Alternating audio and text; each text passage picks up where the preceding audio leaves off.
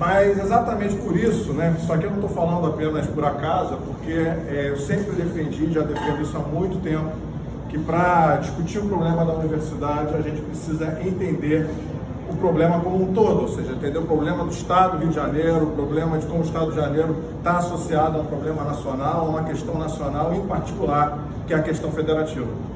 Tá? E como isso envolve a questão fiscal, esse vai ser o tom da minha fala. Tá? Então, posso até indiretamente entrar um pouco na questão da reforma tributária, mas o que me interessa muito mais aqui tratar para vocês, até como complemento, né? Porque quando você vai ter que fazer a negociação no Congresso, você vai ter que lidar também com a questão dos estados, né? E particularmente, muitos estados ali vão estar com problemas que não vão ser atendidos pela reforma tributária. Eles precisam, então, ter uma discussão própria, específica da questão federativa, para, inclusive, ter eles como parceiros. Porque senão eles falam, como é que eu vou apoiar essa reforma tributária se eu vou continuar com os meus problemas? Ou seja, se eu vou continuar, particularmente estados, né, como aqui eu vou dar ênfase para a questão do Rio de Janeiro, mas se quiser eu boto aqui Minas Gerais, Rio Grande do Sul, falar, mas mesmo com a reforma tributária eu vou continuar com os meus problemas, vou continuar ali tendo uma negociação dura com o Ministério da Fazenda e muitos deles judicializando isso. Aliás, todos eles, em certa medida, judicializando isso em algum momento, mas então é essa a ênfase que eu quero colocar, porque está no mesmo contexto, parece que não, mas são assuntos que, se não forem tocados de maneira integrada, não vai haver uma solução de fato para o desenvolvimento nacional. Ok? Então eu vou passar, porque eu fiz uma apresentação bastante longa, mas eu vou tentar ser o mais rápido possível. Tá? Então muita coisa eu vou passar rápido. Se vocês depois tiverem interesse, eu volto. Então pode passar. Então primeiro aqui é só para colocar, aqui eu falo da questão então da financeira dos estados, propriamente dito. Então, primeiro, como eu falei, vocês têm que colocar claramente que é uma questão federativa. Não é simplesmente uma questão de restrição orçamentária ou de restrição financeira, ou seja, como questão federativa é a relação de poder que há entre o Estado Nacional e como se coordena isso com os entes subnacionais. Então, o que você está discutindo aqui é um modelo de desenvolvimento coordenado, ou não. Ou não.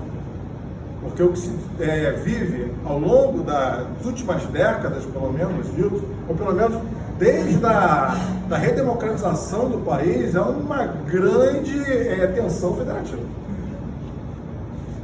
Quando ela colocou aqui, ou seja, depois de 30 anos, a gente pelo menos tem algum resultado de reforma tributária, eu colocaria aqui, infelizmente, depois de 40 anos, ainda a gente não tem uma solução para a questão federativa. Ou seja, ainda é uma questão aberta. Há uma enorme dificuldade, em particular da União, ter propriamente um plano integrado de desenvolvimento territorial para o Brasil.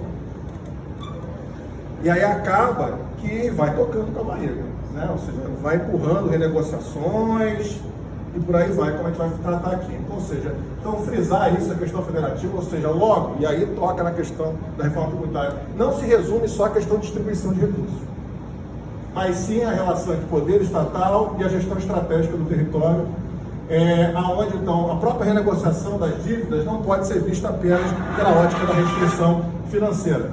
Cabe indagar, em particular, isso aqui para provocar e fazer esse debate, qual é o papel que se espera para os governos estaduais no debate. Para que eles servem? Até quando a gente fala aqui que a gente vai reduzir a guerra fiscal, então o que os governos estaduais vão fazer? Para que eles servem? Eles vão ter capacidade de orçamento, vão conseguir fazer investimento público, vão tocar a política social, mas com que recursos? Há uma enorme discussão sobre qual é o papel que cabe aos governos estaduais. Porque se você for pegar, e não trouxe esses dados aqui, há um achatamento, ou seja, há uma maior capacidade de gasto do ente municipal. O ente nacional ele vai fazendo uma série ali de, podemos dizer, de coisas que ele não repassa de recursos para os de baixo, e o ente estadual está achatado. Ao longo das décadas, ao longo desde a Constituição de 89. Então, qual é o papel que cabe para ele?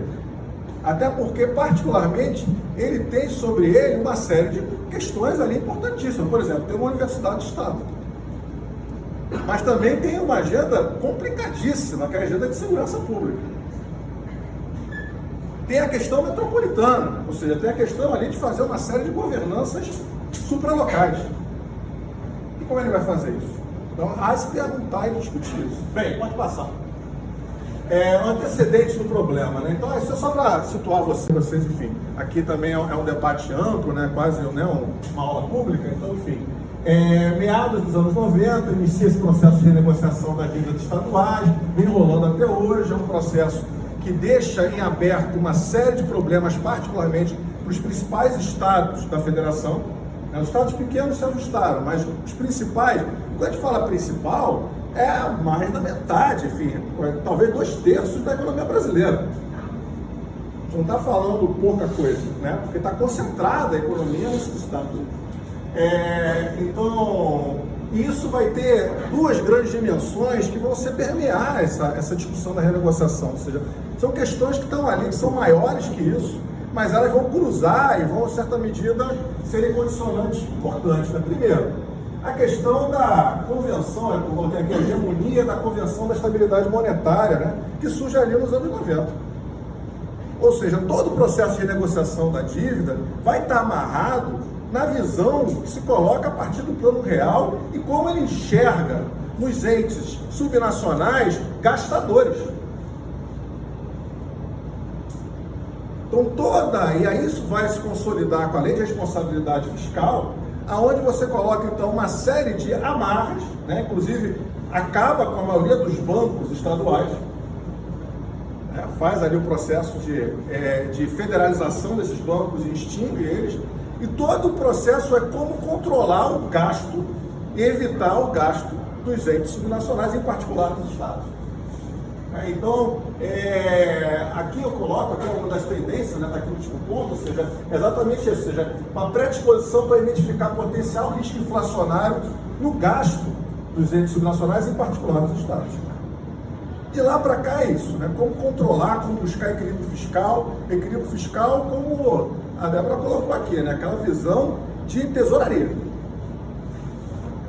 Sem agenda de desenvolvimento, tesouraria. É gerar superávit primário. Puro e simples. Né? Ou seja, como um fim em si mesmo. E do outro lado, a gente já citou algumas vezes essa palavra aqui, ou seja, apesar de estar na Constituição que a gente tem um modelo de federalismo cooperativo, a gente acaba na prática uma tendência a um federalismo competitivo, justamente pelo crescente contexto de guerra fiscal. Né? Então, o processo, e aí o meu ponto não é falar da questão em si, mas sim o que às vezes não se fala, ou seja, a enorme descoordenação da relação entre os estados e a União. Nada se colocou, nenhum modelo se colocou. Não há uma governança disso. A única institucionalidade de governança é o CONCEFAZ, que foi criado pela ditadura. De lá para cá não se criou até hoje uma governança para coordenar. E a União, né, e eu não estou falando desse governo, estou falando da tendência histórica, a União até hoje não assumiu esse papel histórico de coordenar a relação com o território e com os entes subnacionais. Pode passar. Aí já adiantando aqui, para trazer para um momento mais recente, então, ou seja, há esse processo de negociação, uma série de dificuldades, mas no contexto de economia indo bem, obrigado, né? Então pensando aqui nos primeiros anos de Lula, lá, do primeira década do atual século, esse problema da dívida não foi problemático. Por quê? Porque está crescendo a arrecadação, você consegue ir rolando isso. Agora, quando bate a partir de 2013, 2014, aí você começa a ter a tendência de reversão cíclica, aí esses estados vão para o cacete. Particularmente o caso, em particular do Rio de Janeiro, porque junta a isso todo o problema da Lava Jato, e que impacta diretamente o setor de petróleo. Então você tem um problema ali que você não só tem uma queda no ICMS, como você vai ter uma queda nas receitas do petróleo. Em um ano, você caiu pela metade os royalties. Então, arrebentou as finanças do Estado de Janeiro, mais ainda com um momento anterior que ele foi estimulado pela própria União a fazer um pesado endividamento para fazer investimentos. Né? Lembra? O que a gente está vivendo naquele momento? Preparação para as Olimpíadas e para a Copa do Mundo. Grandes eventos. Então você tinha alavancado, em grande medida, necessidade de pagamento para pagar uma dívida que cresceu exponencialmente naquele momento, né? Em pouco, em 4 ou 5 anos, você angariou mais de 24 bilhões de endividamento, entendeu? Um salto. Isso para o Estado é grande, né? Para a União é grande, mas para o Estado é grande. E no momento onde você tem essa reversão cíclica. Então o Estado quebra. Cria-se para 2017, por isso que eu estou falando do Rio de Janeiro, porque cria-se uma coisa para o Rio de Janeiro. O regime de recuperação fiscal foi uma coisa que criava uma solução para o problema do Rio de Janeiro. Falo isso porque só ele entrou. Era esse o ponto. Só ele entrou em 2017. Agora que começou os estados a entrarem, e detalhe, é um regime, eu vou falar bastante coisa dele, é um regime tão mal engendrado que a cada 2, 3 anos ele passa por uma nova lei, por uma nova mudança.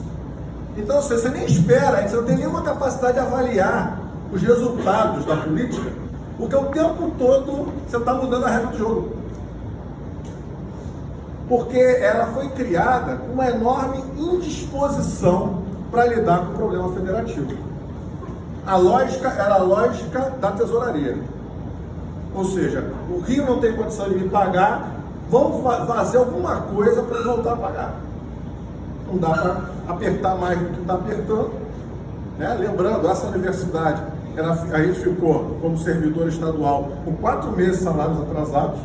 Essa universidade ficou quase 1 ano fechada, né? Ficou 1 semestre sem entrar um orçamento público, isso tudo em 16. No ano seguinte, caiu pela metade o número de inscritos no vestibular. Aposentados e pensionistas tendo uma fila em frente ao Tribunal de Justiça para receber doação de remédio, porque não tinha dinheiro para sustentar as suas próprias necessidades de saúde. Esse foi o contexto que o Rio de Janeiro viveu, né? Que é um exemplo, mas é para ver o grau de alienação, como eu comentei no início, que se pode ter pessoas como nós aqui, futuros economistas, quando só olham para os números e as planilhas. Não olham para o que está acontecendo. Porque isso estava acontecendo, por quê? Porque o governo federal, e lembrando, qual é o governo federal? Aí eu vou livrar um pouco a cara dela. Era o governo Temer. Né? Golpe de Estado, impeachment da Dilma. É um governo que fala, eu posso fazer todas as maldades porque eu não quero ser reeleito. Tem problema, vou aproveitar essa janela para tocar tudo. Todas as agendas negativas possíveis. Ele podia aproveitar esse momento. Ele falou, não tem compromisso para ser reeleito mesmo, não tem problema nenhum. Manda tudo, né? Reforma da Previdência, reforma trabalhista e regime de recuperação fiscal. E aí ele fazia o quê? Arresto. Mandava a justiça ficar raspando o tacho do orçamento do Estado do Rio de Janeiro com esses problemas sociopolíticos todos acontecendo. Então, esse regime, né? Então, ou seja, resume praticamente a uma relação entre credor e devedor, é isso. É como se fosse um banco. O olhar, como ela falou ali, é meramente para os resultados fiscais. Como gerar superávit primário ou não. A preocupação central, então, é a condição de reorganizar esse fluxo de pagamento. Prioridade, então, é perseguir o resultado fiscal a qualquer custo. Credor não inclui, credor, governo federal, né? Mas não era o deles. Inclui a avaliação, não inclui na avaliação os efeitos socioeconômicos da realidade subnacional. Então, todos esses problemas saem trisparem. Está fora do modelo, o problema não é meu. Pode passar. O arcabouço, então, reafirma o que ele chamava e continua chamando de uma lógica de agiotagem, ou seja, a União agindo como capital ajuste, voltado para critérios de valorização. Tanto que, inclusive hoje, tá? Eu vou provocar um pouco aqui a Débora. Assim, inclusive hoje o Ministério da Fazenda, quando vai discutir o indexador para a dívida com os estados, ele vai falar, mas a gente tem que usar o IPCA mais 4, porque é o que a União usa para captar recursos no mercado. Então, ou seja, ela trabalha a lógica federativa como se fosse a lógica de mercado. Como é a forma como rolam-se as dívidas no mercado. Se isso é certo ou errado, eu não estou aqui dizendo, não estou tomando juízo de valor aqui. Só estou querendo dizer o quanto que essa visão de mercado e dos bancos permeia, inclusive, a relação entre entes políticos, entre estados, né? Estados estaduais, Estado federal, municípios. Uma flexibilização, eu vou chegar nisso. Um papel de controle restrito, resumido a sanções, então as sanções. Então é controlar a pente fino qualquer aumento de gasto corrente aqui. Você cria um conselho de supervisão para isso. Não vai quebrar o contrato. Desvincula-se qualquer responsabilidade compartilhada com as políticas públicas dos entes subnacionais. Tá? Não tem ponderação.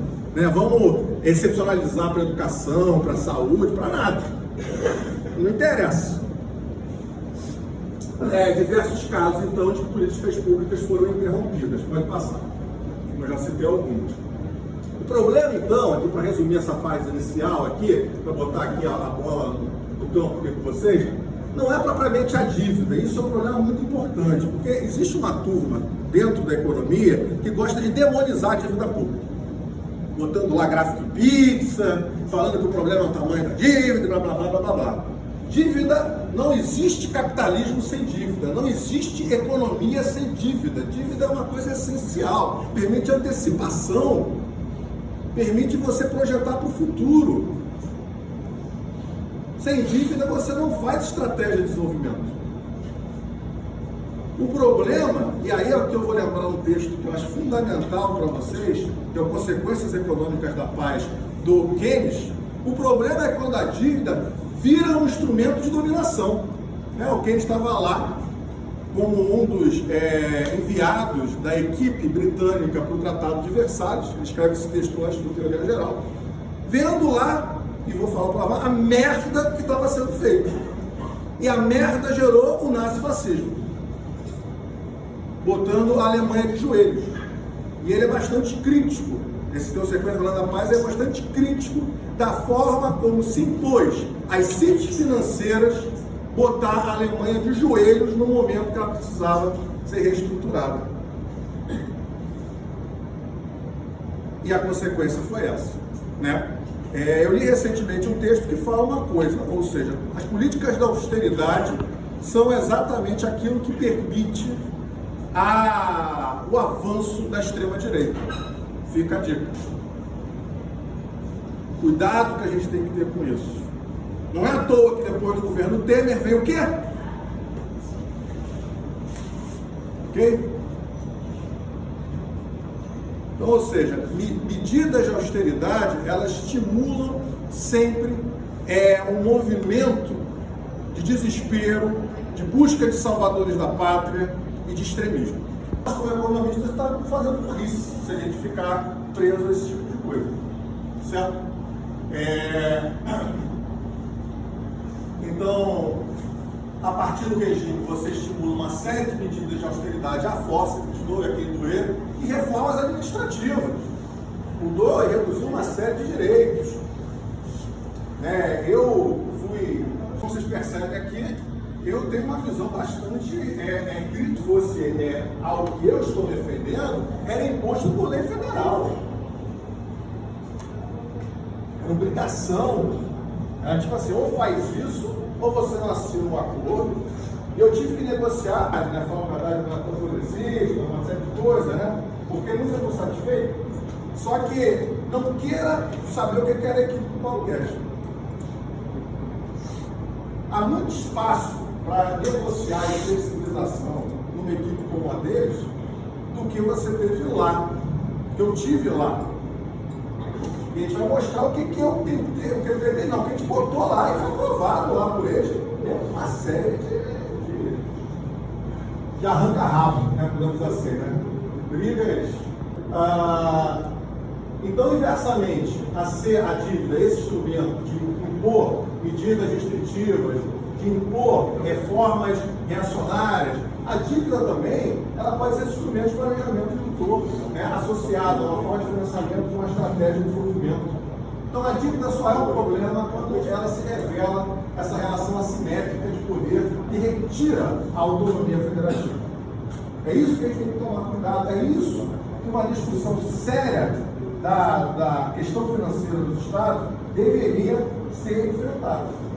Como você alterar profundamente esse regime de recuperação para que, de fato, ele se transformasse num instrumento de coordenação do gasto público e não um instrumento de controle e imposição de reformas. Acho que tem aquele arcabouço lá, sabe? É voltado para sanções, para controle de gastos, para fazer uma série de reformas reacionárias no direito público. A gente chega lá com essa proposta, tá?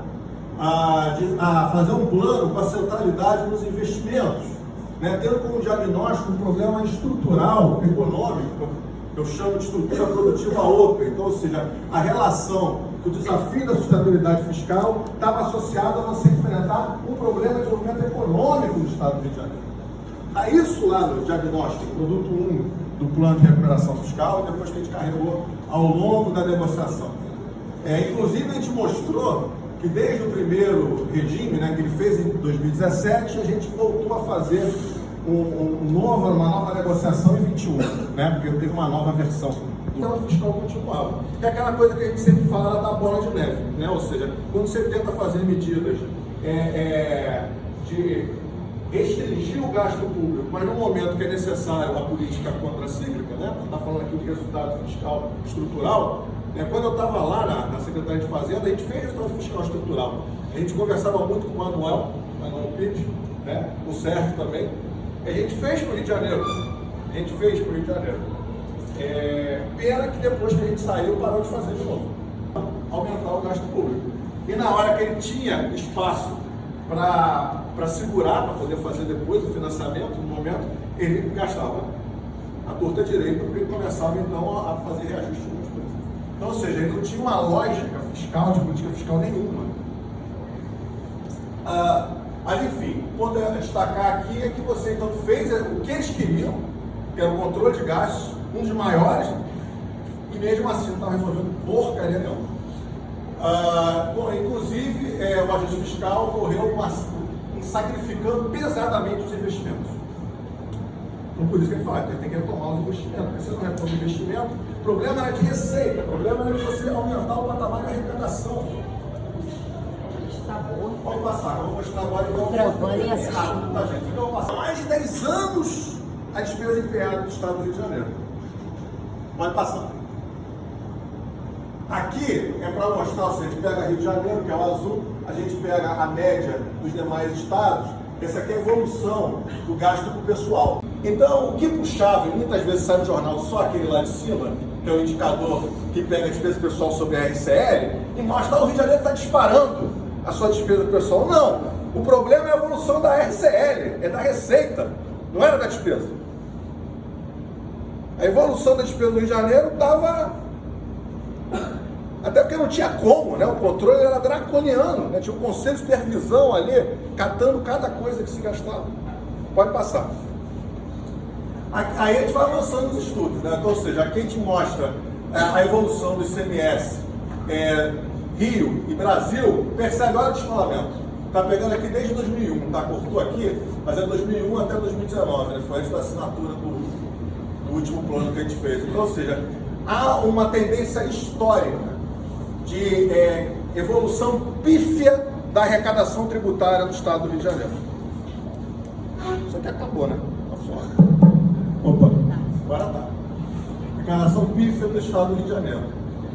E aqui embaixo é da RCL, né? Para mostrar aqui, comparando a média de uma variação relativa do ICMS e a variação relativa da RCL. Não surpreendentemente, entre todos os estados comparados os principais, né, que a gente tem então a mais importância as suas receitas próprias, né, a gente tirou aqueles que dependem, né, apenas de transferência, né, então só pegando os que têm receitas próprias principalmente, o Rio de Janeiro é aquele que tem a pior variação da RCL, logo associada, né, porque tem uma correlação.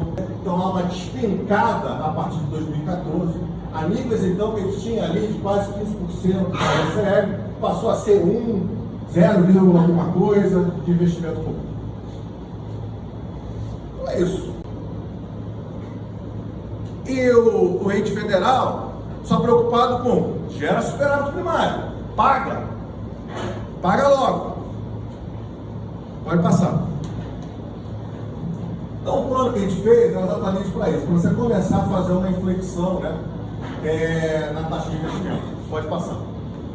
Então esse aqui era a síntese do plano, ou seja, o ajuste fiscal de uma forma indissociada de uma estratégia de fomento ao desenvolvimento econômico regional, buscando então gerar, sim, controle de gastos, mas com válvulas de escape com alternativas de crescimento. Por isso, inclusive, a gente botou o resultado fiscal estrutural ali na discussão seguinte. A política fiscal repetir a qualidade do gasto e a abertura de espaço fiscal para você começar a fazer alguma coisa, porque a gente sabia que a União não ia botar dinheiro nenhum ali. Então, ou seja, com os próprios recursos que o Rio de Janeiro dava para criar ali no espaço fiscal, para começar a dar gás para isso. Mas o cerne é o planejamento estratégico. Pode passar. E foi exatamente isso que foi o meu desafio seguinte no governo do Estado. Eu fui para a Secretaria de Planejamento para coordenar o Plano de Desenvolvimento Estratégico Social do Estado do Rio de Janeiro. Foi homologado no final do ano passado, né? Tá fora de lá. Mas então, esse aqui são as balizas, né? O que eu quero mais chamar a atenção aqui não é propriamente discutir esses pontos, mas já dando spoiler aqui, hoje o governo federal tem lá um plano de uma política industrial. Uma política industrial por missões. O Rio de Janeiro estava fazendo isso um ano antes. É isso que eu quero chamar a atenção para o diálogo. O Rio de Janeiro estava pensando em fazer uma política de desenvolvimento estratégico por missão. Pensando não, né? Que a gente organizou, isso foi aprovado em certa medida pelo caminho das eleições. E a ideia era exatamente essa, ou seja, para o Rio de Janeiro e os estados, é esse o problema, é se voltar para um projeto nacional. A discussão aqui é o seguinte: a gente não tem que ser visto só como um cara que está só com o pires na mão, pedindo um dinheirinho, do outro lado, essa indisposição toda para lidar com os estados, pensando que eles são apenas um custo. Mas pensar como a gente pode discutir estratégia nacional, participação numa estratégia nacional, de modo que quando vier essa estratégia nacional, né, e eu estava em conversas, inclusive, antes de sair do governo, com a equipe lá, do Benedito lá, para combinar o jogo e avançar junto. É isso que eu quero que vocês vão perceber aqui, que vai ter várias coisas que vão ter correlação, né? Eu vou dizer que é plágio, porque eu acho que são coisas que são boas, e todo mundo devia mesmo compactuar sobre isso, né? Não tem aqui originalidade, né? A burrice é não conseguir essa visão, que é uma visão que deve ser enfatizada. Pode passar. Então, sustentabilidade, a longo prazo, enfim. Então, aqui rapidamente, só para mostrar como é que está o que chama de PED, né? Esse Plano de Desenvolvimento Estratégico do Estado. Então, ele é criado a partir disso, ou seja, você primeiro estudo de macro tendências globais, a partir disso você pensar nos fatores portadores de futuro, logo então grandes frentes de transição no mundo, é tudo que a gente discute, o Guilherme está lá, escreveu vários artigos sobre isso. Então a gente estava botando isso aqui no Rio de Janeiro, ou seja, num local que tem esse vazio de contribuição temática nacional, né? Só fica ali o tempo todo ali pedindo dinheiro, ou indo no STF, a gente querendo provocar um Rio de Janeiro que volte a ser um espaço ali de projeto nacional. E a partir de todas essas frentes de transição, descer para uma carteira de missões, a gente montou essa carteira, inclusive montou indicadores, né? Esses indicadores aí já estão aí sobre acompanhamento, já uma integração com o PPA do Estado, e a partir disso também uma relação com complexos econômicos, centralidades regionais, sistemas regionais de inovação, por aí vai, tá? Pode passar. E aí, rapidamente, só para vocês terem uma noção aqui, bem rápido, quais eram as macro tendências, tá? Depois eu posso disponibilizar isso, aliás, isso está tudo público, né? As macro tendências ali, emergência climática, pressão relacionada a recursos naturais, urbanização, transição demográfica, aceleração de mudanças tecnológicas, aqui estão os fatores portadores de futuro, estão fazendo essa matriz aqui para combinar uma coisa com a outra. A partir disso, pode passar, esses fatores portadores de futuro, eles combinaram com a carteira de missões.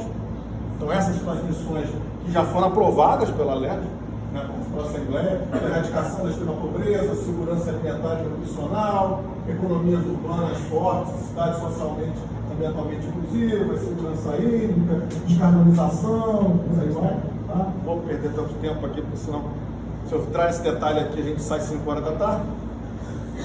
Então, a partir dessa combinação aqui, a gente termina com a terceira matriz, pode passar, que é a matriz combinava, então, cada missão com um complexo econômico.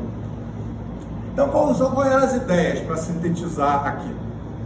Né? Primeiro, com o plano de recuperação fiscal, esse plano que não era feito para agradar os autores do regime de recuperação fiscal, era um plano para, de fato, a recuperação fiscal do Estado. Era para pensar os interesses do Estado, não é para pagar a dívida, é para gerar sustentabilidade fiscal. Então, esse plano, ele primeiro colocava o dedo na ferida de falar o seguinte: fiscalistas, você não conseguem pensar a questão fiscal sem pensar a questão econômica, a questão do desenvolvimento econômico, a questão da política industrial, a questão da política territorial, você vai ter que discutir essas coisas. As áreas vão dizer, mas a gente não sabe fazer isso. Então não tem problema, a gente faz o planejamento estratégico. Aí bota a turma lá do planejamento para pensar isso. Turma do planejamento sabe pensar bem política pública, né? Está acostumada com o PPA, a medir isso, a fazer a gestão de resultado. Só que ao mesmo tempo também essa turma sabe nada da questão econômica, né? Porque geralmente isso vai dar uma outra área que lida com política industrial, políticas setoriais. Então aí fala, não, então a notícia não é só pensar a política de uma maneira geral, política pública de uma maneira geral. Você vai ter que também juntar a questão econômica. Então sempre brincavam que era tirar todo mundo da zona de conforto. O cara lá, junto ao empresário, que só pensa em incentivo fiscal e tudo mais, ele vai ter que amarrar isso numa missão societária. Ele vai ter que cumprir. Se você quer incentivo, essa é a ideia. Se você quer incentivo para o complexo de algo disso aqui, vai ter que dizer como é que você fortalece essas missões.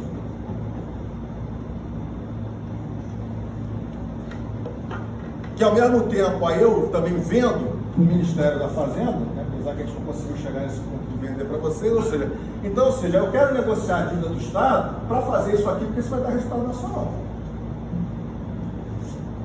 Então a discussão da dívida é para pensar, voltar a dívida a ser pensada como um instrumento de financiamento do desenvolvimento. E não como uma agenda de reformas reacionárias, né, de redução de Estado, esse tipo de coisa. Pode passar. Tá. Vou acelerar. Então aqui eu rapidamente só falar o que está acontecendo hoje. Então vem, até porque é bom para falar de que a equipe atual do Ministério da Fazenda, ela traz uma novidade, a questão dos juros sobre educação. Eu não vou discutir em si a questão dos juros de educação, mas ele traz um fundamento que é inovador, é original. É pela primeira vez na história um governo federal falar o seguinte: eu quero discutir contrapartidas que não sejam contrapartidas financeiras. Eu quero discutir contrapartidas associadas a prioridades sociais. O que doeu? Que os estados não gostaram. Tomou o cacete, né? Não tá sem interlocutor. Não é isso? Porque aí, não só os estados não gostaram, como aí chegou os fiscalistas e falaram: a política é cara, porque você só vai beneficiar poucos estados e o resto. Então aí fez uma chacrinha danada. Já estou acompanhando esse debate. Mas eu enxergo nisso aquela questão de você, é o cavalo de Troia, né? Se a partir disso você poderia abrir toda uma agenda para pensar outras questões, não é só a educação. Se eles já estão topando discutir educação, já é um puto avanço. Porque aqui o Paulo Guedes não queria saber nada disso, ele queria só discutir como voltar a pagar lá, e olhar para o Estado de Janeiro e falar que o Estado de Janeiro não paga. Se ele quer que eu invista em educação, em vez de eu ficar dando dinheiro para eles, ótimo. Até porque no Rio de Janeiro há um problema, é um dos estados que mais tem problema na questão do ensino técnico profissionalizante. Não dá para estar nesse debate aqui, mas eu já olhei esses números, ou seja, o Rio está reduzindo as matrículas, a tendência. Então é um estado que realmente tinha que fazer o dever de casa nisso. Setores que precisam. Exato. Petróleo, etc. Então, ou seja, eu não estou mais no governo, porque eu adoraria, isso aqui é canto dos meus ouvidos, se eu tiver